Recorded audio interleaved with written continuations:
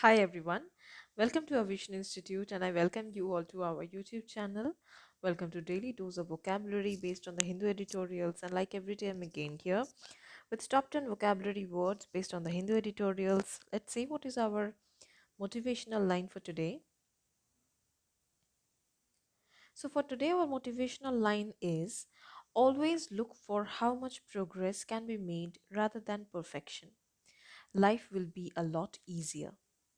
So, with this motivational line, we'll start our morning, we'll start our day, and let us first understand the meaning of this motivational line. So, what is said here that always look for how much progress can be made. So, don't run after perfection. You should just think about how much you can progress, right? How much you can proceed, how much you can be good, right? So your progress is very important. I mean, today you are getting today you are getting 25 in 40 in maths, or maybe today you are getting 10 in 40 in maths. I mean, you are facing difficulty in passing in maths, so you need to progress. That means um, you do a good hard work, you do hard work, and you progress, right? Or say after 2 months, you are getting um, 15 or say 20 in 40, right? So that is your progress that you made after your hard work. You made progress, right? Now, if I say that if you are running after perfection, that means um, my friend is getting 39 in 40, so I am getting 10 in 40. So that is so much of a shameful kind of a thing, right? If you think these, if you run after perfection, if you are not spending time for your progress, then you are going to face a lot of difficulty, right? So life will be a lot easier. Life will become a lot easier. You will be out of your depression, you will be out of any complicated kind of a thing if you just run after, you will just look at your progress and don't run after perfection. Now let us start our session with this motivational line. Let us see what is our first vocabulary word for today. For today our first vocabulary word is for today our first vocabulary word is yep. So let's see what is our first vocabulary word. It's noxious. Noxious is an adjective. Noxious एक adjective है जिसका meaning होता है हानिकारक, right? और you can say in English physically harmful और destructive to living beings, right? So something which is very harmful, which is physically harmful, जो आपको फिजिकल हार्म पहुंचाता है, right? That is called noxious. Synonyms can be unhealthy, noisome. Antonyms can be healthy, healthful. These can be the opposite words. Sentence में कैसे use करें इसको? Besides being annoying, the mosquito is a noxious insect that can carry or and transmit a number of potentially fatal diseases. तो इसका मतलब क्या है कि बिसाइड्स बीइंग अनोइंग, तो मॉस्क्यूटो एक बहुत अनोइंग सा इंसेक्ट है, राइट? अनोइंग मतलब बहुत डिस्टर्ब करता है लोगों को, right? So that is when you call it annoying, very disturbing. So mosquito annoying होने के साथ साथ मॉस्क्यूटो एक बहुत नॉक्शियस इंसेक्ट भी है, क्योंकि वो कैरी करता है बहुत से वायरस, बहुत से जर्म्स, राइट? और बहुत से फैटल डिजीजेस वो कैरी करता है अपने साथ, और वो अगर आपके ऊपर ये डिजीजेस जो है वो फैला देता है, then you are in trouble, right? So that is the meaning of noxious. Let us see our next vocab. Our next word is haughty. Okay. Our next word is haughty. Haughty is an adjective जिसका meaning होता है um, अकरबाज, or you can say having a feeling of superiority that shows itself in an overbeating attitude, और या फिर आप बोल सकते हैं proud या फिर unfriendly. तो हॉटी का मीनिंग होता है कि आप बहुत प्राउड हो, मतलब you are so much proud, मतलब इन बंगाली वे से ना कुछ, राइट? मतलब आपको पैर ज़मीन पे नहीं पड़ता है, आप हमेशा उड़ते रहते हो, राइट? या फिर आप में एक एटीट्यूड है कि मैं बहुत पैसे वाला हूँ और ये गरीब है, मैं बात नहीं करूँगी, ऐसे कुछ. So this kind of an attitude that is called haughty, और you are proud of something, that means you are very unfriendly kind of unfriendly mannered person, right, so you are not friendly. So इसके synonyms हो सकते हैं Cavalier, पोम्पस। Antonyms हो सकते हैं modest, humble. ये सारे ऑपोजिट वर्ड्स हो सकते हैं। सेंटेंस में कैसे यूज करें? In order to be a great waitress you should be humble and not haughty. तो अगर आपको बहुत अच्छा वेट्रेस बनना है तो आपको बहुत हम्बल होना चाहिए, हॉटी नहीं होना चाहिए। सो वेटर एंड वेट्रेस, इन लोगों का काम होता है, बहुत धैर्य का काम होता है, राइट। इनको चाहे आप 10 बार बुला सकते हैं तो लोग इनको 100 बार भी बुला सकते हैं, लेकिन ये डिस्टर्बेंस या फिर इरिटेशन दिखा नहीं सकते कस्टमर्स के ऊपर। So that is what, if you want to become a good waitress you will have to be humble. आपको बहुत पोलाइट होना पड़ेगा, आपको लोगों से अच्छे से बात करना पड़ेगा, आप बिल्कुल इरिटेट नहीं हो सकते। So you can not be haughty. आपको अनफ्रेंडली अगर आप हो गए तो आपसे कोई काम नहीं होने वाला। और नेक्स्ट वो कैब इज स्प्लर्ज। स्प्लर्ज एक वर्ब है जिसका मीनिंग होता है पैसे उड़ाना। So we have done splurge is a very commonly used word to spend extravagantly or ostentatiously, मतलब बहुत ही ज़्यादा पैसे स्पेंड करना, that is called splurge. Synonyms इसके हो सकते हैं squander, fling, dissipate, disburse, ये सारे इसके synonyms हो सकते हैं। Antonyms हो सकते हैं accumulate, hoard, conserve, preserve, ये सारे इसके antonyms हो सकते हैं। सेंटेंस में कैसे यूज करें? We will splurge on a trip in France next year. तो हम लोग नेक्स्ट ईयर फ्रांस जा रहे हैं, वहाँ पे जाके हम लोग स्प्लर्ज करने वाले हैं, मतलब बहुत से पैसे उड़ाने वाले हैं, right. Our next vocabulary word is despotic. Despotic क्या है? डेस्पोटिक एक एडजेक्टिव है जिसका मीनिंग होता है निरंकुश, और इन इंग्लिश यू कैन से ऑफ और टिपिकल ऑफ अ डेस्पोट और tyrannical, right, so that is despotic. मतलब एक टिपिकली आप एक बहुत अद्भुत आदमी हो, आप में सहानुभूति नहीं है, that is despotic. Synonyms can be autocratic, dictatorial, totalitarian, मतलब डिक्टेटरशिप जिसके अंदर बहुत ज़्यादा है, that is the synonym. Antonyms can be democratic, accountable, ये सारे इसके ऑपोजिट वर्ड्स हो सकते हैं। सेंटेंस में कैसे यूज करें? Under orders from the despotic ruler citizens were denied the freedom of speech. तो ये जो डिस्पोटिक रूलर है, इसके ऑर्डर इसने ऑर्डर दिया कि मेरे जो सिटीजन्स है, मेरे जो अंडर में जितने प्रजा है, उनका फ्रीडम ऑफ स्पीच मैं डिनाई करता हूँ, मतलब फ्रीडम ऑफ स्पीच इनको नहीं मिलने वाला। मेरे प्रजा को फ्रीडम ऑफ स्पीच मतलब बोलने की स्वाधीनता स्वाधीनता नहीं मिलने वाला, इंडिपेंडेंस नहीं मिलने वाला, that is your freedom of speech मैं डिनाई करता हूँ। So our first idiomatic expression for today is, this is our first idiomatic expression for today, smooth someone's ruffled feathers.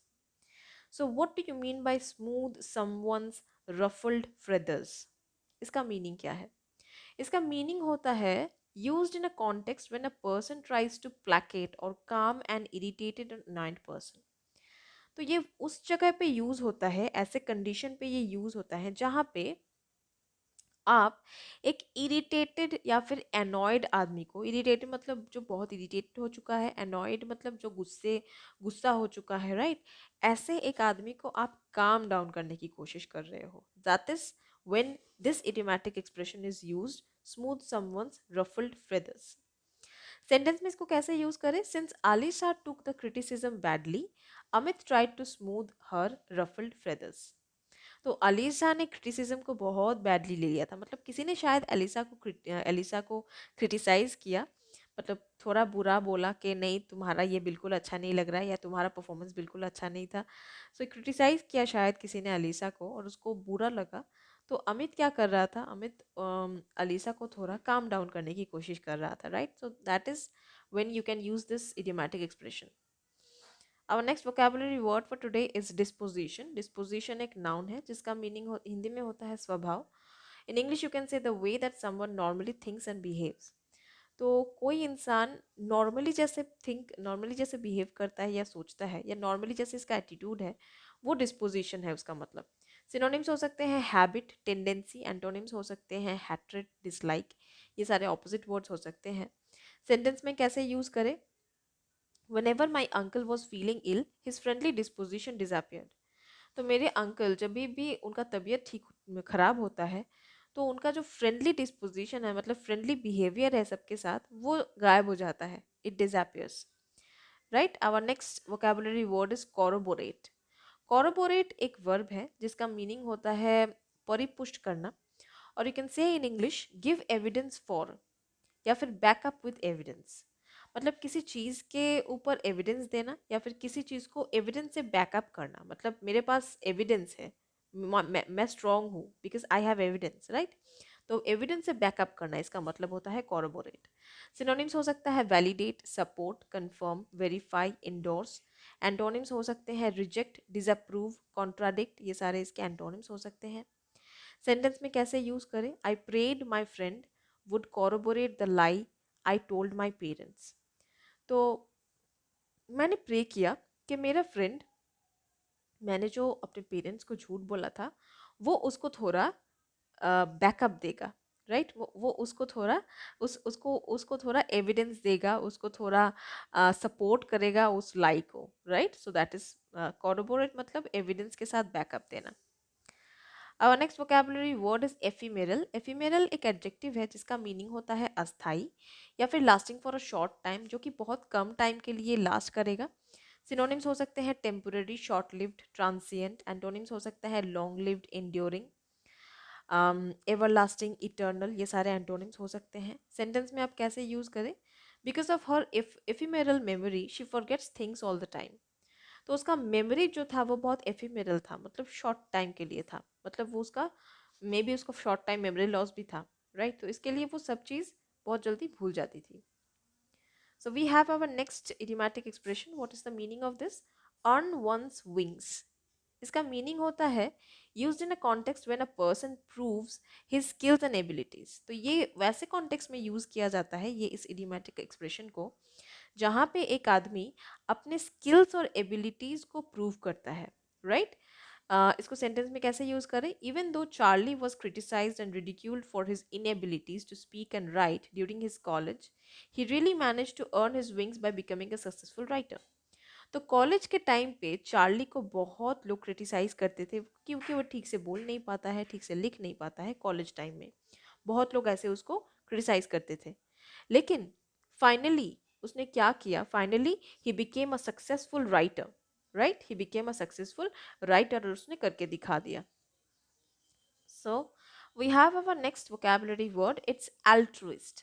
Now altruist is a noun जिसका meaning होता है जो धर्मार्थ दान करते हैं, या फिर who make charitable donations, regard for others without regard for oneself. Basically इसका मीनिंग क्या है? Altruist, who is an altruist? मतलब जिसको अपने चीज़ों के ऊपर बिल्कुल ध्यान नहीं है, जो चैरिटी करने पे बिजी है, जो चैरिटेबल डोनेशंस करना बहुत पसंद है, जिसको जिसको अपने चीज़ों के बारे में कोई नज़र ही नहीं है, right. So that person is called altruist. Synonyms can be benevolent, charitable, humanitarian. Antonyms can be self-centered, self-concerned, selfish. ये सारे इसके opposite words हो सकते हैं। Sentence में कैसे use करें? He was an altruist and he loved others better than himself.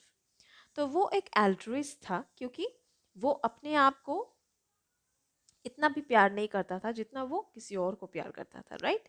That is altruist. So we have our next idiomatic, so we have our next vocabulary. So what is the next vocabulary? It's logjam.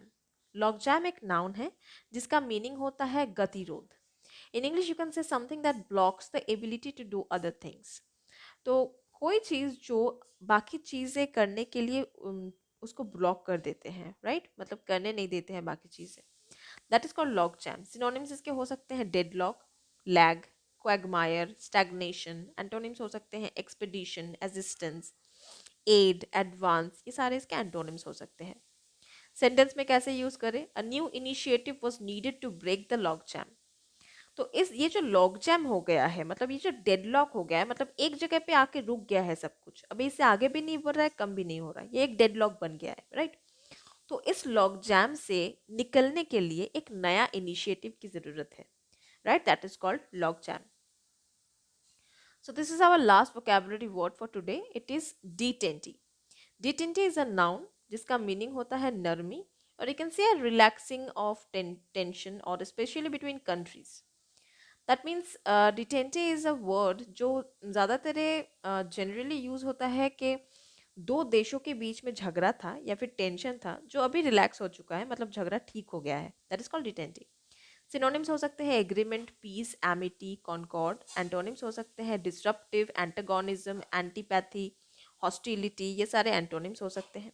Sentence में use कर सकते हैं कैसे, the prolonged detente between the warring neighbours allowed us to cross the border without fear of being arrested. तो ये जो prolong detente between the warring neighbours, मतलब दो नेबर्स थे, वो हमेशा मारपीट करते थे, they use to war against each other, right. तो ये यहाँ पे ऐसे टाइम पे बहुत दिनों से यहाँ पे शांति था। इस वजह से हमें इस वजह से अलाउ किया गया विदाउट फियर, हम लोग इसको विदाउट अरेस्ट के फियर के अलावा हम लोग इसको क्रॉस कर सके। Our next idiomatic expression for today is at one's fingertips. इसका मीनिंग क्या है at one's fingertips? Used in a context when something is within the reach or physically accessible at the convenience. तो ये वहाँ पे use किया जाता है जहाँ पे आप किसी चीज़ तक पहुँच सकते हो, you can reach that thing physically. Sentence में इसको कैसे यूज़ कर सकते हैं देखते हैं। Sandra always has a dictionary at her fingertips so that she can easily learn new words. तो सैंड्रा अपने हाथों के सामने हमेशा एक डिक्शनरी रखती है ताकि वो नए वर्ड्स पढ़ सके, right? That is when we use this term at one's fingertips. Okay, so guys, this was all about your top 10 vocabulary words for today and three idiomatic expressions. I hope you liked the session. If you liked the session, do click on the like icon and comment in our video. If you are liking our videos and what are the problems you are facing, you can write to us in the comment section and share it with your friends and relatives if you like this video, and if you want your relatives to use this kind of videos, you can share it with them. And yes, if you are new to our channel, do subscribe our channel and hit the bell icon so that you get all the recent updates. See you next day. Thanks for watching, and see you next day. Till then, take care. Goodbye.